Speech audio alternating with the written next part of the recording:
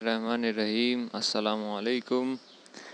तो बच्चों, हम अब एनसीईआरटी के सफ़र को अब आगे बढ़ाते हैं और हम पढ़ रहे हैं चैप्टर नंबर 1, जिसका नाम है जीवों में जनन, यानी कि रिप्रोडक्शन इन ऑर्गेनिजम्स।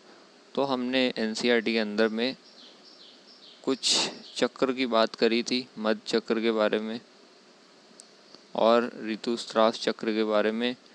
तो ये सब याद हो चुका होगा कि ऋतुस्राव चक्र प्राइमेटों के अंदर मिलता है और मध्य चक्र, जिसको ऑस्ट्रियस साइकिल कहते हैं, वो किस में मिलता है? वो नॉन प्राइमेट में मिलता है। तो अब हम अपनी एनसीईआरटी को गाड़ी को आगे बढ़ाते हैं। तो एनसीईआरटी कह रही हैं इस तथ्य से सभी परिचित हैं कि हम सभी आयु में बढ़ते हैं। तथ्य का मतलब होता है इस बात से सब परिचित हैं, यानी कि मालूम है कि हम सभी आयु में बढ़ते हैं। आयु में क्या होते हैं? बढ़ते हैं, यानी कि हम बूढ़े होते हैं। तो इस बात से सभी को पता है कि हम बूढ़े होते हैं। यदि हम लंबी आयु तक जीवित रहे, यानी कि अगर हमारी ज़िंदगी रही बुढ़ापे तक, तब हमें पता है कि जाहिर सी बात है कि जब ये जनन का काल है वो चल रहा है, अभी जवान है, तो उसके बाद तो बूढ़ा होना ही होता है। लेकिन परंतु वृद्ध होने का क्या अर्थ है? परंतु वृद्ध होने का क्या अर्थ है, यानी कि ये बूढ़ा होने का मतलब क्या होता है? कैसे हम कह सकते हैं कि कोई बूढ़ा हो रहा है? क्या बात होती है वो?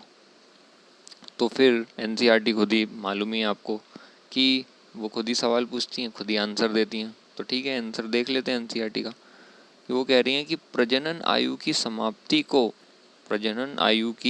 समाप्ति को जीर्णता या वृद्धावस्था के मापदंड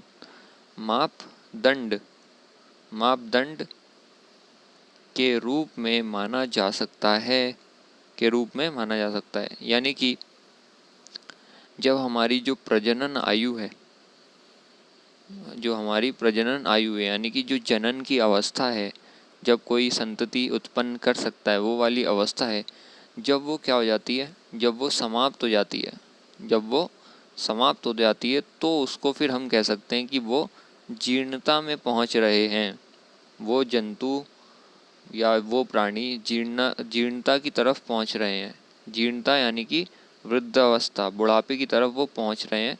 तो प्रजनन आयु यानी कि जनन की अवस्था को जब वो समाप्त हो रही होती है, तब हम कह सकते हैं कि वो एक मापदंड है। मापदंड का मतलब क्या होता है? मापदंड का मतलब होता है क्राइटेरिया, यानी कि इसकी बुनियाद पे हम ये कह सकते हैं कि जो हमारी वृद्धावस्था है वो शुरू हो गई है, जब जनन की अवस्था खत्म हो रही होती है, तो उसके रूप में माना जा सकता है। अब आगे क्या कह रहे हैं कि शरीर में जीवन की अवधि अंतिम चरण में सहवर्ती परिवर्तन। शरीर में जीवन की अवधि के अंतिम चरण में, ये क्या लिखा है? सहवर्ती परिवर्तन, जैसे उपापचयों का मंद गति से होना। उपापचयों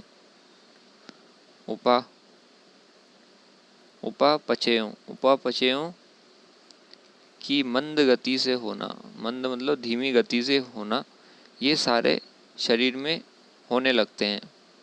ये सारी चीज़ें शरीर में परिवर्तन होने लगते हैं। और क्या बोला है कि वृद्धावस्था अंततः मृत्यु तक ले जाती है, यानी कि बुढ़ापे के बाद वो बुढ़ापा जो है वो अंत में क्या ले जाता है? कहाँ तक ले जाता है? मृत्यु तक ले जाता है। तो पहले तो ये समझना है कि जब शरीर में जीवन की अवधि के अंतिम चरण में, यानी कि जब आखिरी समय चल रहा होता है किसी भी प्राणी का, किसी भी जंतु का, किसी भी पौधे का, तो फिर उसके शरीर में सहवर्ती परिवर्तन होने लगते हैं। उसके शरीर में साथ ही साथ, वृद्धावस्था के साथ ही साथ, सहवर्ती मतलब साथ ही साथ परिवर्तन होने लगते हैं। क्या परिवर्तन होने लगते हैं? फॉर एग्जाम्पल कि उपापचयों का मंद गति से होने लगते हैं। उपापचय मतलब हमारे शरीर के अंदर में जो भी रिएक्शन चल रही हैं, जो भी क्रियाएं चल रही हैं हमारे शरीर के अंदर में, उसको कह रहे हैं उपापचयों, जिसको बोलते हैं मेटाबॉलिज्म।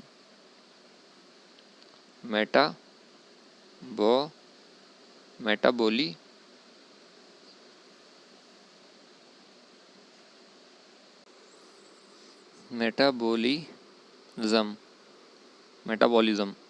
तो ये शब्द बहुत ही बार सुनेंगे हम, जब हम एनसीईआरटी को पढ़ेंगे या साइंस की कोई भी चीज़ पढ़ते हैं तो मेटाबॉलिज्म शब्द बहुत बार आएगा कि हमारे शरीर के अंदर में जितनी सारी रिएक्शंस चल रही होती है ना, उन सबको कहते हैं मेटाबॉलिज्म। जितनी भी सारी हमारी क्रियाएं चल रही हैं शरीर के अंदर में, उनको कहते हैं मेटाबॉलिज्म। फॉर एग्ज़ाम्पल कि हम कोई काम कर रहे हैं, कोई काम करते करते हमें एनर्जी चाहिए होती है। एनर्जी कहाँ से आती है? शरीर में बहुत सारी रिएक्शंस होती हैं, बहुत सारी क्रियाएं होती हैं, उसके बाद जाके एनर्जी बनती है। तो ये सारी चीज़ें, एक एग्जांपल दिया मैंने कि ये मेटाबॉलिज्म होते हैं। तो ये जितनी भी रिएक्शंस वगैरह होती हैं, उपापचय होते हैं रिएक्शंस, वो क्या हो जाती है? मंद गति होने लगती है उनकी, यानी कि मंद गति, धीमी धीमी हो जाती है सारी की सारी। तो फॉर एग्ज़ाम्पल देखा ही होगा कि जब जवान रहते हैं तो बहुत ज़्यादा एनर्जी रहती है, लेकिन जब बूढ़े होते हैं, बूढ़े होने लग जाते हैं, तो आसपास में बहुत सारे बूढ़े लोगों को देखा होगा कि वो बहुत धीरे धीरे धीरे चल पाते हैं, या बहुत धीरे धीरे हाथ उठा पाते हैं, या उनके हाथ वगैरह काँपने लगते हैं, आँख की रोशनी कम होने लगती है, कमर झुकने लग जाती है, स्किन जो रहती है वो भी ड्राई होने लगती है, बहुत मुरझाने लगती है, चेहरे पे झुर्रियाँ आ जाती हैं, बाल सफ़ेद हो जाने लगते हैं। तो ये सारी चीज़ें वृद्धावस्था की इस वजह से हुई, क्योंकि जो उनकी जो उपापचय है, मेटाबॉलिज्म, उनकी जो क्रियाएं हैं वो धीमी होने लगती है। तो ये सारे सहवर्ती परिवर्तन, ये वाले जो साथ ही साथ जो परिवर्तन है वो सब होने लगते हैं शरीर में। कब? जब वृद्धावस्था आ रही होती है। और आखिरी में क्या होता है? तो आखिरी में वृद्धावस्था यानी कि बुढ़ापा अंततः अंत में मृत्यु तक ले जाता है, यानी कि बुढ़ापे के बाद जाहिर सी बात है मृत्यु हो जाती है। तो हमने ये सीख लिया यहाँ पर कि कोई पैदा हुआ जंतु, इंसान का एग्जाम्पल ले लेते हैं, अमीबा भी हो सकता है, पैदा हुआ, फिर उसके बाद में वो बढ़ता है, हमने कहा वृद्धि करता है। जब वो वृद्धि कर रहा है यानी कि जनन नहीं कर सकता, तो उस अवस्था को बोलते हैं किशोर अवस्था। तो ये हो गया जन्म, ये जन्म हो गया। उसके बाद में यहाँ पर हो गई इनकी किशोर अवस्था।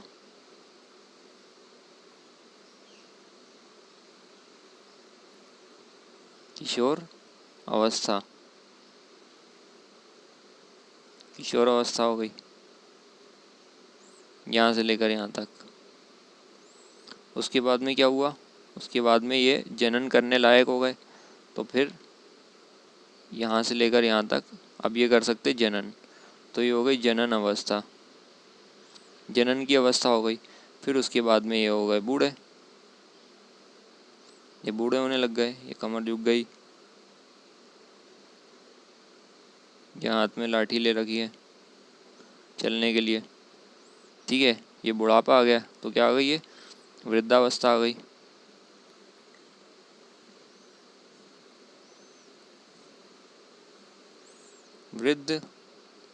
वृद्धावस्था, या फिर जिसको क्या कहते हैं? जीर्णता, जीर्णता भी कहते हैं। और फिर उसके बाद में फाइनली ये जाके क्या हो जाएंगे? डेथ हो जाएगी। क्या हो जाएगी? डेथ, या मृत्यु हो जाएगी। तो यानी कि मेन बात यहाँ पर क्या याद रखनी है कि ये जो जनन की अवस्था है, ये जो जनन की जब अवस्था है, जब ये ख़त्म होती है, तब क्या स्टार्ट होती है? वृद्धावस्था स्टार्ट होती है। तब हमारी क्या स्टार्ट हो जाती है? वृद्धावस्था स्टार्ट हो जाती है, या जीर्णता। तो ये एनसीईआरटी ने बोला है कि जब ये जनन की अवस्था ख़त्म हो जाती है, तो उसको एक पैमाना मान सकते हैं, उसको एक चीज़ मान सकते हैं कि हमारी वृद्धावस्था शुरू हो गई है। और वृद्धावस्था फाइनली क्या हो जाती है?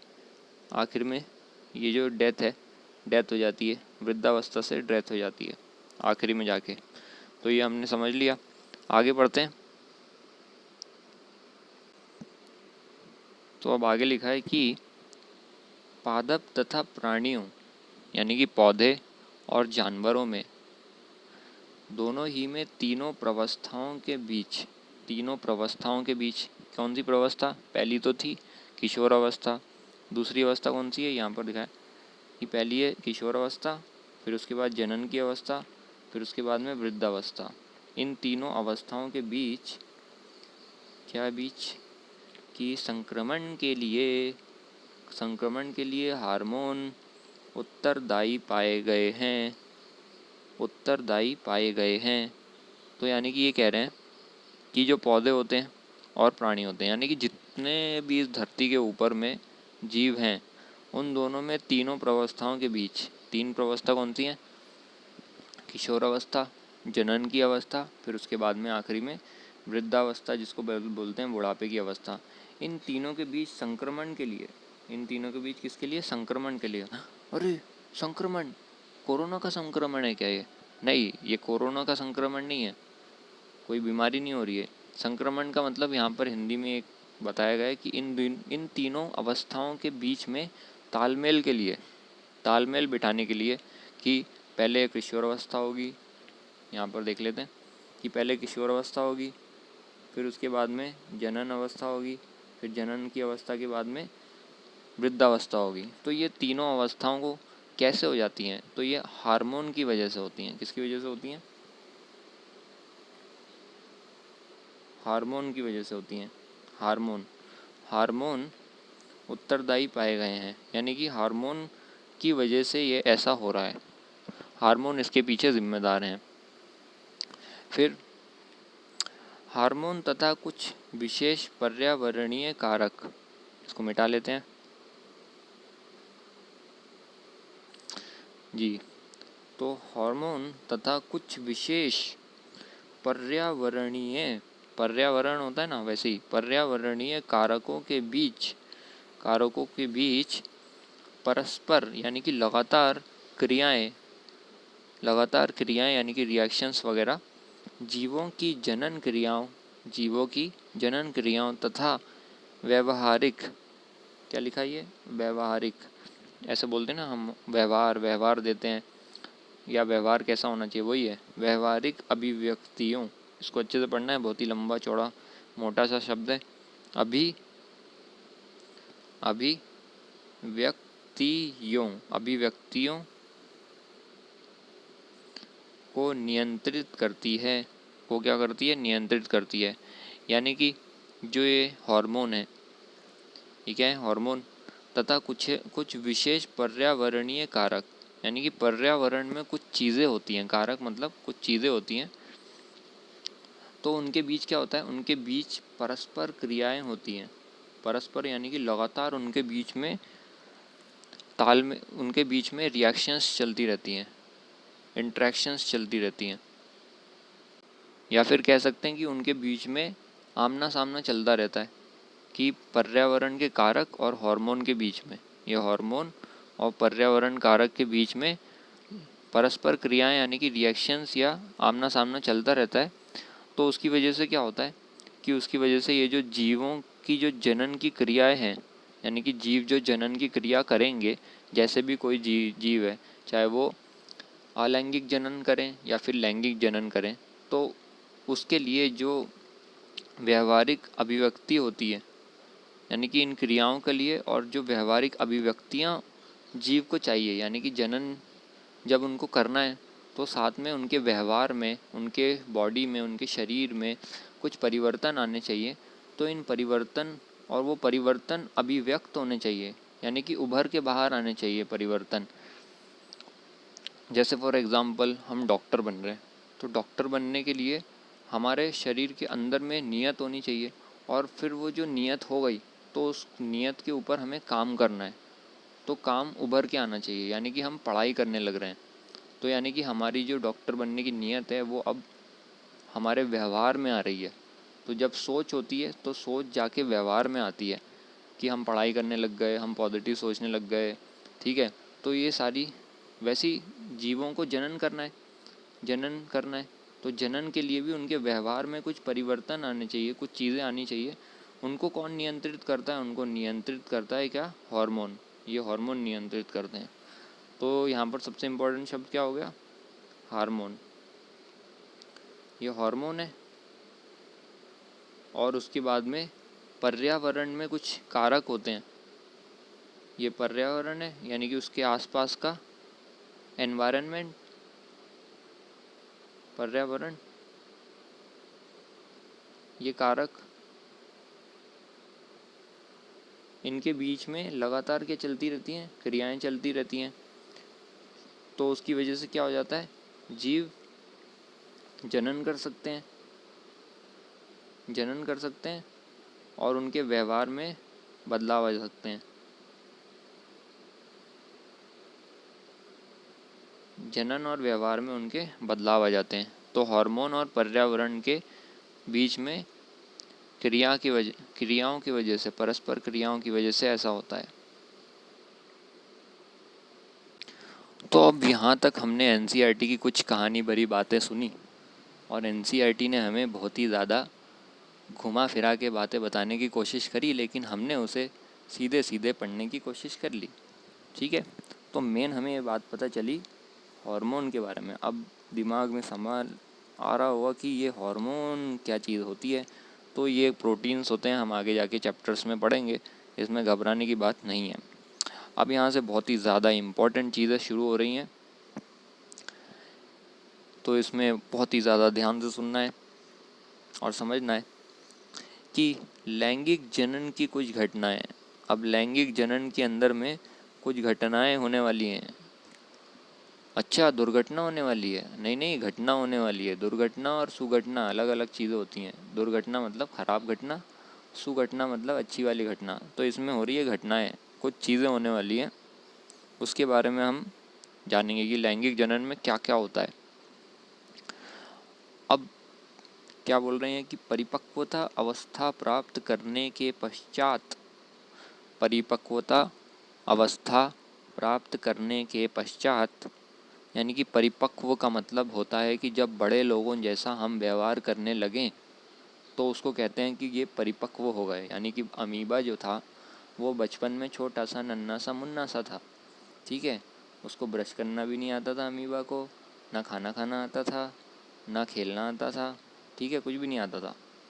अब जैसे ही वो अमीबा धीरे धीरे बड़ा हुआ, अमीबा स्कूल में गया, पढ़ाई करी अमीबा ने, ठीक है, हाइड्रा ने पढ़ाई करी, तो पढ़ाई करते करते हाइड्रा, अमीबा, है ना, ये सब जाके बड़े हो गए। अब बड़े लोगों जैसा मार्केट में जा सकते हैं, चीनी वीनी ला सकते हैं, सामान खरीद के ला सकते हैं और कुछ काम कर सकते हैं। तो ये बड़े हो गए, परिपक्व हो गए। तो ये तो एग्जाम्पल के लिए बताया कि यानी कि बड़े लोगों जैसा जब काम करने लग जाएं उसको क्या बोल सकते हैं हम?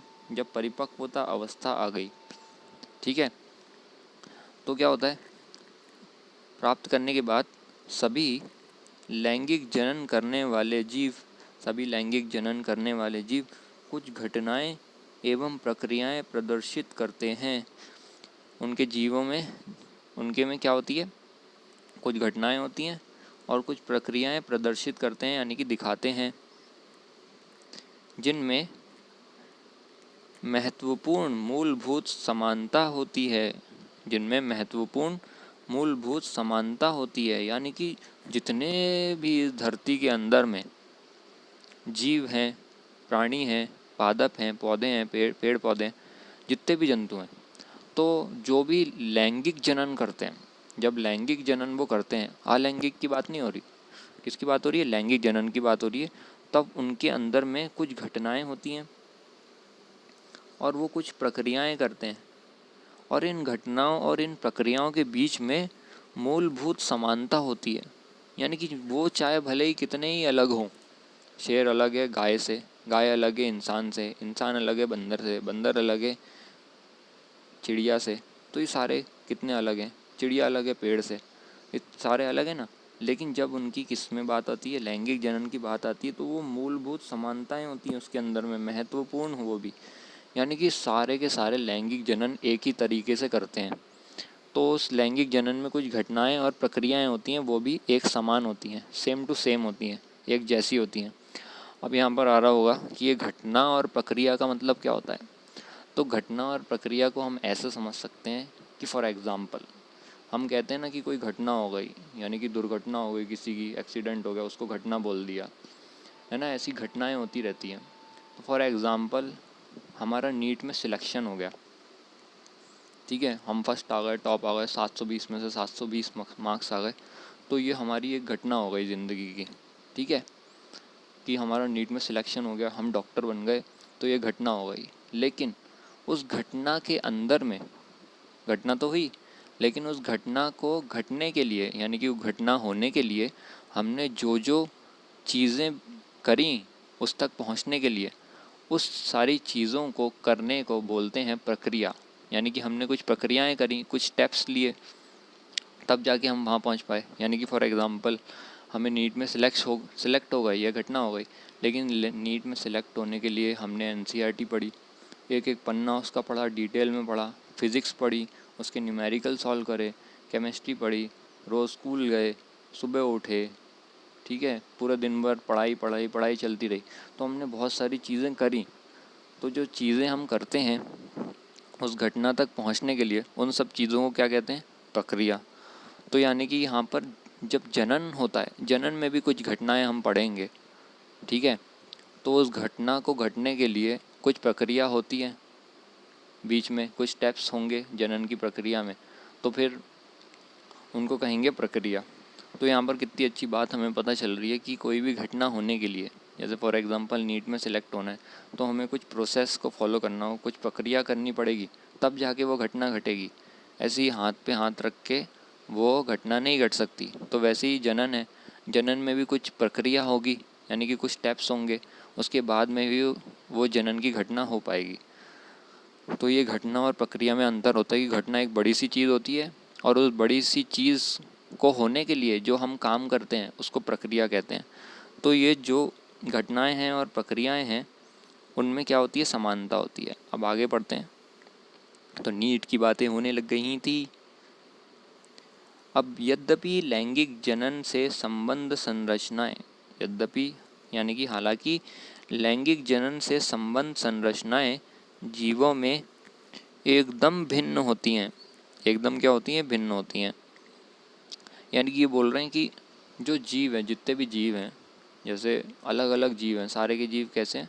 अलग अलग हैं। तो उनके अंदर में जो संरचना है, यानी कि उनका शरीर जो है, और जो चीज़ें उनके अंदर लैंगिक जनन करने के लिए होती हैं, वो एकदम अलग अलग हैं। जाहिर सी बात है, अलग अलग होती हैं ना। एकदम क्या होती हैं? भिन्न होती हैं, अलग अलग होती हैं। लेकिन यद्यपि विस्तृत एवं जटिल होने के बावजूद, यानी कि विस्तृत एवं जटिल होने के बावजूद जीवों में लैंगिक जनन की घटनाएं एक नियमित क्रम का अनुपालन करती हैं। एक नियमित क्रम का अनुपालन करती हैं। यानी कि फिर से वही बात कह दी कि ये जो लैंगिक जनन बहुत ही विस्तृत होता है और बहुत ही जटिल होता है। जटिल मतलब बहुत ही कॉम्प्लेक्स, इसमें बहुत सारे पेचीदगी होती है, बहुत सारी चीज़ें होती हैं इसके अंदर में। यानी कि ये बिल्कुल सिंपल नहीं होता, पलक झपकते हो गया, ऐसा नहीं होता, बहुत ही जटिल होता है। इसमें बहुत सारी चीज़ें होती हैं, बहुत सारी क्रियाएं होती हैं, तब जाके लैंगिक जनन हो पाता है। यानी कि मुश्किल किस्म का, और बहुत ही विस्तृत होता है। एक एक चीज़ जो होती है, कोई भी घटना होती है, बहुत ही विस्तृत, बहुत ही डिटेल में होती है। तो ये इतना विस्तृत है, इतना डिटेल में, और इतना जटिल है, मुश्किल किस्म का है। ऐसा होने के बावजूद भी जीवों में जो लैंगिक जनन की घटनाएं होती हैं, लैंगिक जनन की जो घटनाएं होंगी, वो एक नियमित क्रम का अनुपालन करती हैं। यानी कि उसमें एक क्रम बना होता है। यानी कि ऐसा होगा कि पहले मान लीजिए लैंगिक जनन होना है, और उसके अंदर में 4 स्टेप्स हैं कि पहला होगा, फिर उसके बाद में दूसरा होगा, फिर उसके बाद में तीसरा होगा, फिर उसके बाद में चौथा होगा। ऐसा होगा, मान लीजिए, फॉर एग्ज़ाम्पल बता रहा हूँ। तो ऐसे नियमित क्रम ही होगा। यानी कि पहले पहला होगा, फिर दूसरा होगा, फिर तीसरा होगा। और ऐसा किस में होगा? सारे के सारे जीवों में होगा, चाहे भले ही वो एकदम एक दूसरे से अलग हो, लेकिन सारे के सारे ये स्टेप्स फॉलो करते हैं कि पहला स्टेप लेंगे, फिर दूसरा स्टेप लेंगे, फिर तीसरा स्टेप लेंगे, ठीक है। तो यही इन्होंने कहा है कि ये विस्तृत एवं जटिल होने के बावजूद जीवों में जो लैंगिक जनन है, उसकी जो घटनाएं हैं, वो एक नियमित क्रम का अनुपालन करती हैं, नियमित क्रम का अनुपालन करती हैं। अब लैंगिक जनन एक प्रजाति के नर एवं मादा द्वारा उत्पन्न युग्मक के युग्मन, मादा द्वारा उत्पन्न युग्मक के युग्मन यानी कि मिल जाने से अथवा युग्मनज निषेचन तथा भ्रूणोद्भव, युग्मनज निषेचन, इसको अच्छे से पढ़ना है, पहले पढ़ना अच्छे से फिर उसके बाद में समझेंगे। अथवा युग्मनज निषेचन, क्या लिखा है ये बच्चों? युग्मनज निषेचन और भ्रूणोद्भव, इसको आधा तोड़ के पढ़ सकते हैं, भ्रूणोद्भव द्वारा विशिष्टीकृत होता है। क्या होता है? विशिष्टीकृत, 3 में तोड़ के पढ़ना है, विशिष्टीकृत होता है। तो ये बहुत ही खतरनाक किस्म की हिंदी थी यहाँ पर इतने 2 लाइनों के अंदर में, इसको हम आराम से समझते हैं। तो यहाँ पर NCERT ने लिखा है, इसको ज़रा मिटा लेते हैं हम। ये बहुत ही इम्पोर्टेंट लाइन है, इसलिए इसको हम उचक के नहीं जा सकते हैं कि लैंगिक जनन एक प्रजाति के नर, यानी कि एक प्रजाति का नर होता है, मेल होता है, एवं मादा फीमेल होती है, ठीक है, उसके द्वारा उत्पन्न युग्मक के युग्मन, यानी कि जो युग्मक वो बनाएंगे वो आपस में मिल जाएंगे, उसका युग्मन हो जाएगा। यानी कि युग्मक के युग्मन यानी कि क्या बोल रहे हैं? अथवा यानी कि युग्मनज निषेचन, यानी कि जाइगोट फॉर्मेशन, युग्मनज का बनना तथा भ्रूणोद्भव यानी कि भ्रूण का बनना द्वारा विशिष्टीकृत होता है। यानी कि सिंपल भाषा में हम यहाँ पर समझ लेते हैं कि ये एक प्रजाति का, इंसानों का एग्जाम्पल ले लेते हैं, ये नर है और ये मादा है, ठीक है, नर है और ये मादा है। तो नर से, या इसको बोल देते हैं ये नर है और ये है मादा, फीमेल। लड़की लोग को पिंक कलर से दर्शाते हैं ना आमतौर पे, ठीक है। अब ये लैंगिक जनन के अंदर में क्या होता है कि ये जो मादा है वो युग्मक बनाएगी, इनने बनाया युग्मक, और नर ने भी बनाया युग्मक, इन्होंने भी युग्मक बना दिया। अब ये जो युग्मक है वो भी नर है, ये नर युग्मक है, और ये वाला कौन सा है? ये वाला मादा युग्मक है, ठीक है। तो नर युग्मक और मादा युग्मक, जिसको गैमीट भी बोल रहे हैं, यहाँ पर लिख लेते हैं हम युग्मक, युग्मक, या फिर इंग्लिश में बोलेंगे तो GAME, गेम तो खेला होगा, गैमीट, मोबाइल वाला नहीं, बचपन में फुटबॉल वाला, ये सब पकड़म पकड़ाई। तो युग्मक बने, नर युग्मक और मादा युग्मक, ठीक है। अब क्या होगा, लैंगिक जनन में ये युग्मक बनते हैं और उसके बाद में ये दोनों आपस में क्या हो जाते हैं? मिल जाते हैं। ये दोनों आपस में क्या हो गए? मिल गए। इस मिल जाने को क्या बोलते हैं? इस मिल जाने को बोलते हैं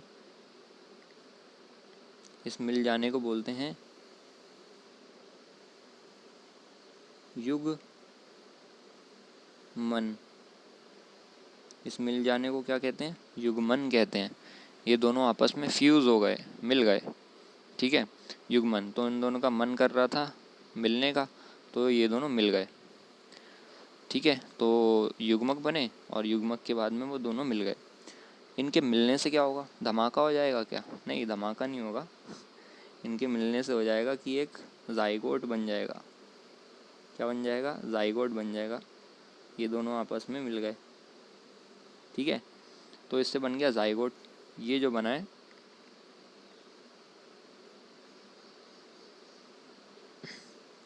ये बन गया युग्मनज, युग्मनज।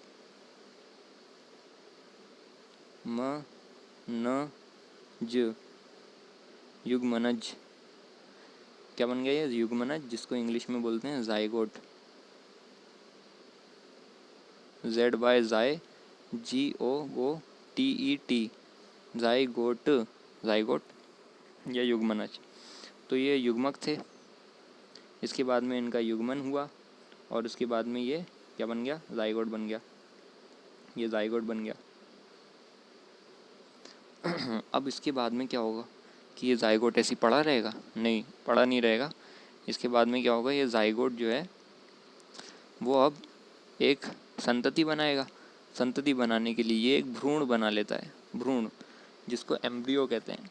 यानी कि भ्रूण का मतलब होता है कि जब माँ के पेट में, अब यहाँ पर इंसानों का एग्जाम्पल लेके बता रहा हूँ, लेकिन ऐसी चीज़ गाय में भी होती है, बकरी में भी होती है, शेर के अंदर में भी होती है, चीता में भी होती है। जितने भी लैंगिक जनन करते हैं ना, मछलियाँ भी जब लैंगिक जनन करती हैं, उन सब में सेम चीज़ होती है कि ज़ाइगोट बनता है और उसके बाद में उनका भ्रूण बनता है। भ्रूण वो होता है जो शुरुआत, जब ज़ाइगोट बन जाता है उसके शुरुआती दिन जब वो बढ़ने लगता है, तब वो एक संरचना बनाता है। यानी कि छोटू सा बच्चा जिसको हम पहचान भी नहीं सकते, ठीक है, बहुत छोटा सा जो बच्चा रहता है शुरुआती दिनों का, जब ज़ाइगोट बनने के शुरुआती दिन हो जाते हैं तब उसको भ्रूण कहने लगते हैं।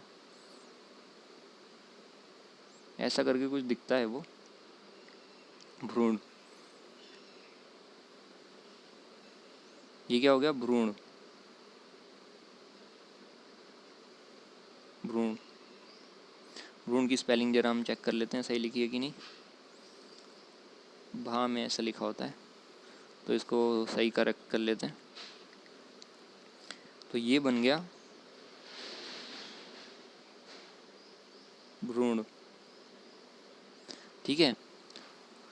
तो युग्मनज बना, और युग्मनज के सेल्स जो होते हैं, कोशिका जो होती हैं, वो डिवाइड करती हैं, वो विभाजित होती हैं, और विभाजित होते होते वो एक छोटा सा संरचना बना लेती हैं, छोटा सा शुरुआती बच्चा बना लेती हैं, शुरुआती संतति बना लेती हैं, बहुत ही छोटी, कुछ ही दिनों की जो रहती है, उसको कहते हैं भ्रूण।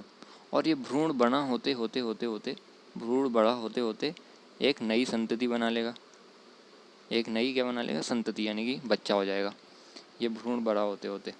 तो ये भ्रूण जब बड़ा होता है एक नई संतति में, इसको कहते हैं भ्रूणोद्भव, इसको कहते हैं भ्रूणोद्भव। यानी कि भ्रूण का जो है उद्भव हो रहा है, भ्रूण जो है बढ़ रहा है, तो उसको कहते हैं भ्रूणोद्भव। कि भ्रूण जब बना तो उससे, तो ये जब बन जाता है उससे जब नई संतति बन रही होती है उसको क्या कहते हैं, भ्रूणोद्भव। यानी कि भ्रूण का बनना और भ्रूण का विकास होना, भ्रूण का विकास होना एक नई संतति पे, उसको कहते हैं भ्रूणोद्भव।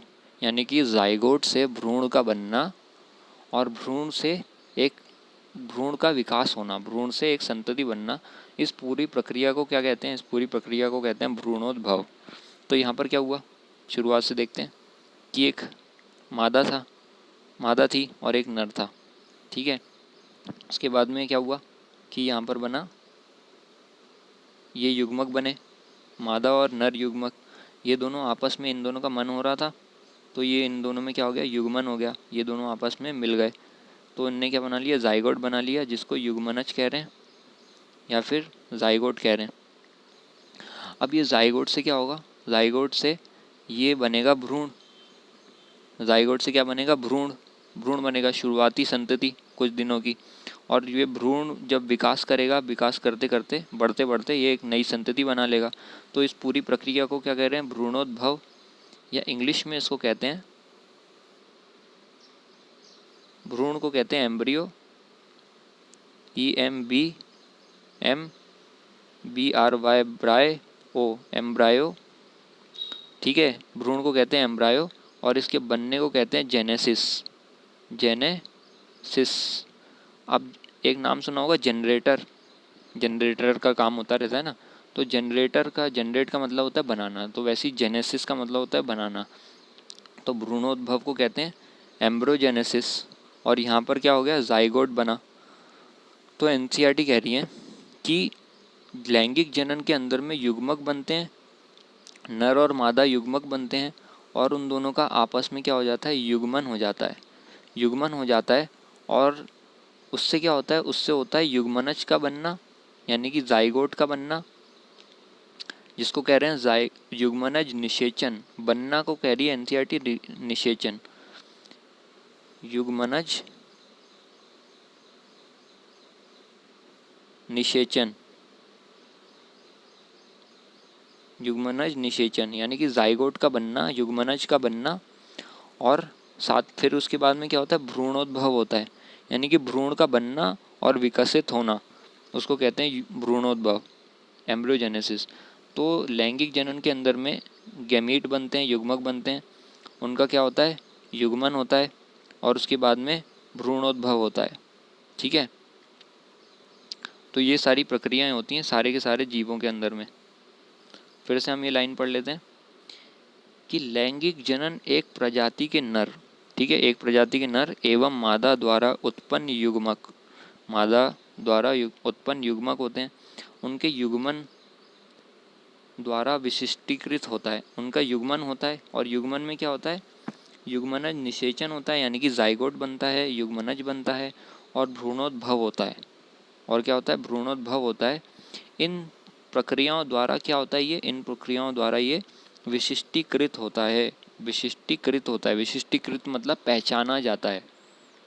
जैसे फॉर एग्जांपल कि कोई, किसी की आँख बहुत ही अलग किस्म की होती है, किसी के बाल हैं, तो कोई इंसान अपनी आँखों से, अपने बालों से, उसकी चाल ढाल से, ठीक है, शरीर की बनावट से पहचाना जाता है। कुछ लोग अपने जो पढ़ाई कर लिए गए हैं उनने, उससे पहचाने जाते हैं, कोई काम किया है उससे पहचाने जाते हैं। तो जिस चीज़ से भी पहचाने जाते हैं उसको पुराने ज़माने की हिंदी में कहते थे कि विशिष्टीकृत हो रहे हैं, ये उससे विशिष्टीकृत किया जाता है। क्या किया जाता है, विशिष्टीकृत, पहचाना जाता है।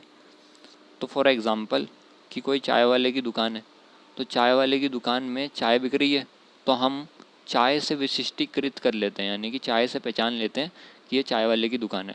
तो वैसे ही जब जनन होता है तो जनन के अंदर में ये प्रक्रिया होती हैं, क्या क्या चीज़ें होती हैं जिससे वो पहचाना जाता है, युग्मक बनते हैं, उनका युग्मन होता है और युग्मन होने के बाद में क्या होता है, युग्मनज निषेचन होता है, यानी कि जाइगोट बनता है। और फिर उसके बाद में क्या होता है, भ्रूण बनता है, भ्रूण का उद्भव होता है, भ्रूण उद्भव होता है। तो इन सारी प्रक्रियाओं से ये पहचाना जाता है, यानी कि विशिष्टीकृत होता है। क्या होता है विशिष्टीकृत, ये जो लैंगिक जनन होता है। तो विशिष्टीकृत का मतलब समझ में आ गया होगा। अब आगे बढ़ते हैं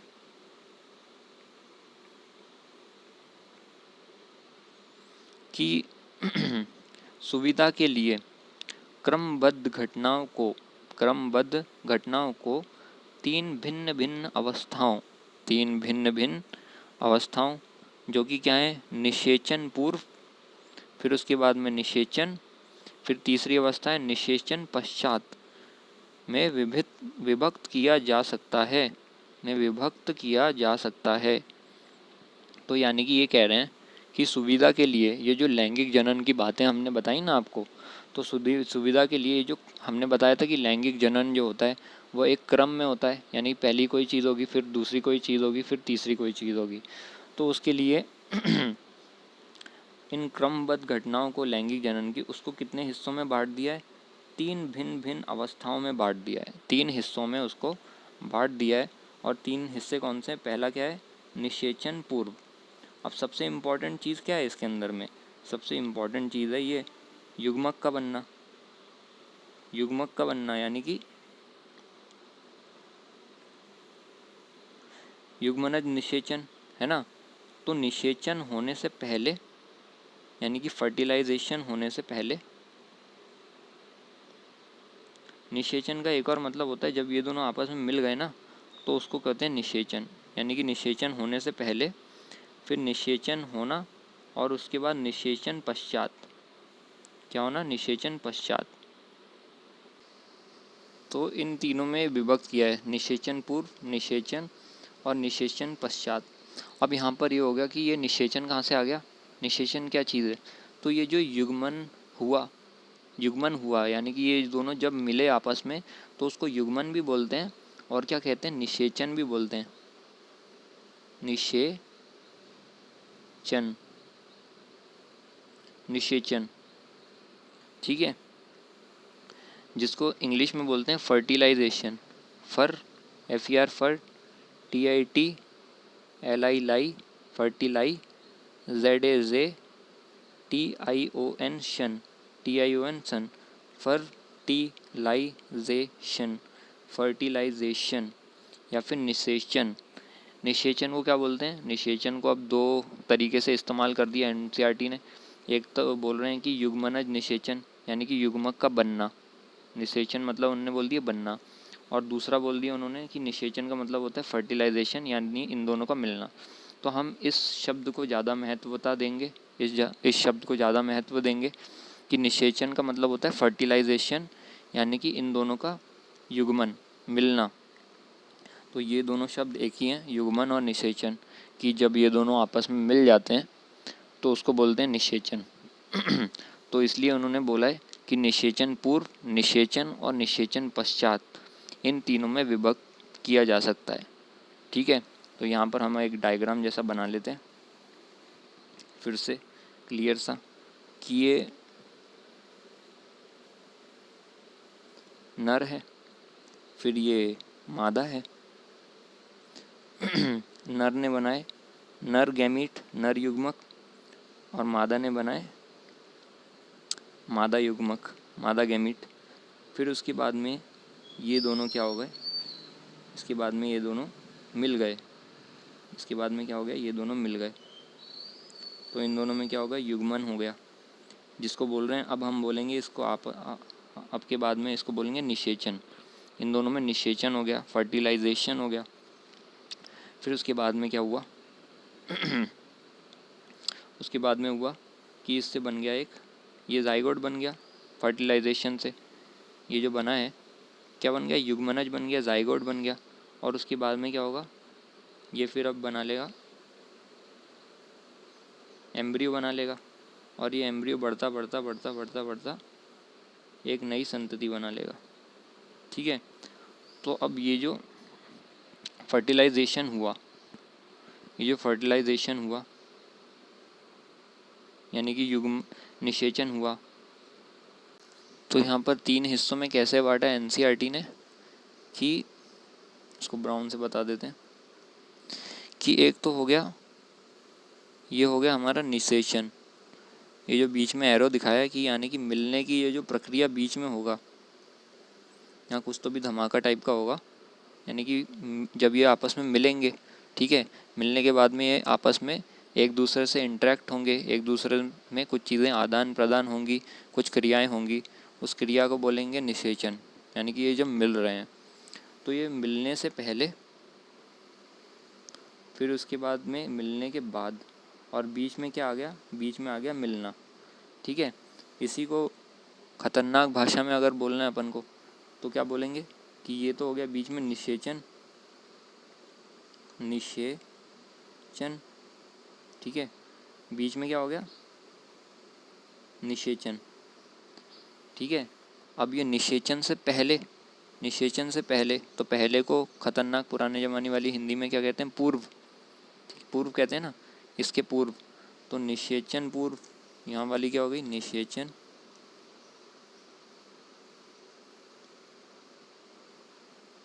निषेचन पूर्व,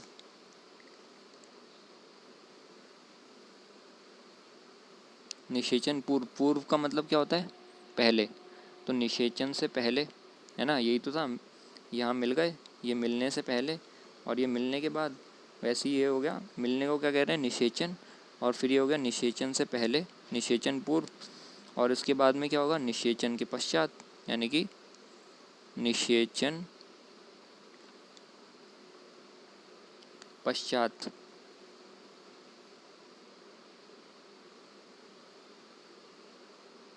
पश्चात, निषेचन पश्चात, पश्चात का मतलब बाद में, तो निषेचन हुआ, निषेचन से पहले, निषेचन के बाद, निषेचन पश्चात। तो इन 3 हिस्सों में ये पूरे जनन को बांट दिए गए। एक तो हो गया निषेचन पूर्व, यानी कि निषेचन होने से पहले, मिलने से पहले। फिर उसके बाद में क्या हो गया, निषेचन हो गया, यानी कि जब वो मिल गए। और उसके बाद तीसरा क्या हो गया, निषेचन पश्चात। इसको एकदम रट लेना है, याद कर लेना है, जैसा भी करना है, लेकिन अपने पोटली में बांध लेना है दिमाग की कि ऐसे ये जो लैंगिक जनन होता है वो 3 हिस्सों में, 3 अवस्थाओं में विभक्त किया गया है लैंगिक जनन को। पहली होती है निषेचन पूर्व, दूसरी होती है निषेचन, और तीसरी होती है निषेचन पश्चात। पहले ये होती है, फिर उसके बाद में ये होगी, फिर ये होगी, यानी कि एक क्रम है, पहले ये, फिर बाद में ये, फिर बाद में ये। तो ये हमने देख लिया कि लैंगिक जनन की 3 प्रक्रिया क्या हो रही है, कि यहाँ तो हो रहा है पहले ये निषेचन, पहले की घटनाएं, यहाँ वाली निषेचन होने से पहले की घटनाएं, ये सब। इसके अंदर में ये आएगा कि ये जो युग्मक हैं वो बन कैसे रहे हैं, और ये युग्मक आपस में आएंगे कैसे पास पास, ठीक है। फिर उसके बाद में क्या होगा, फिर ये आपस में मिलेंगे कैसे, ये बीच वाला, ये आपस में किस तरीके से मिलेंगे। फिर उसके बाद में, यानी कि जब आपस में मिलेंगे, हाथ पे हाथ मिलाएंगे एक दूसरे से, तो कैसे मिलाएंगे। उसके बाद में ये जब मिल गए, अब मिल गए, ठीक है। तो जब ये मिल गए तो मिलने के बाद क्या होगा, मिलने के बाद क्या होगा, तो ये बिल्कुल ऐसा हो गया। इसको याद रखने के लिए एग्जांपल ले सकते हैं कि यहाँ पर बीच में हो गई शादी, यहाँ पर बीच में हो गई, ये हो गई शादी, और इससे शादी से पहले और ये शादी के बाद, ठीक है। तो निषेचन, निषेचन से पहले, निषेचन के बाद। अब ये निषेचन पूर्व में भी बहुत सारी घटनाएं होती हैं, ठीक है, और निषेचन पश्चात के बारे में, बाद के अंदर में भी 2 घटनाएं होती हैं, और निषेचन पूर्व में भी 2 घटनाएं होती हैं। इसका एक टेबल बनाएंगे अगले लेक्चर में, तो वो हमें याद रखना है। अभी तक के लिए यहाँ पर याद हो गया होगा, फिर से ये लाइन पढ़ लेते हैं कि सुविधा के लिए क्रमबद्ध घटनाओं को 3 भिन्न भिन्न अवस्थाओं में बांट दिया गया है, विभक्त कर दिया गया है। वो कौन सी, निषेचन पूर्व, निषेचन से पहले, फिर निषेचन और निषेचन पश्चात। तो यहाँ तक आज हमने पढ़ लिया है। इसके बाद से अब हम नेक्स्ट लेक्चर में पढ़ेंगे इंशाल्लाह। अस्सलामु अलैकुम। बी पॉजिटिव, और इसको 7 बार रिवाइज़ करना हमारा जिम्मेदारी ही नहीं, हमारा फ़र्ज़ है। तो पढ़ते रहिए, बढ़ते रहिए, जितना घिसेगा उतना ही चमकेगा हर कोई। Thank you very much.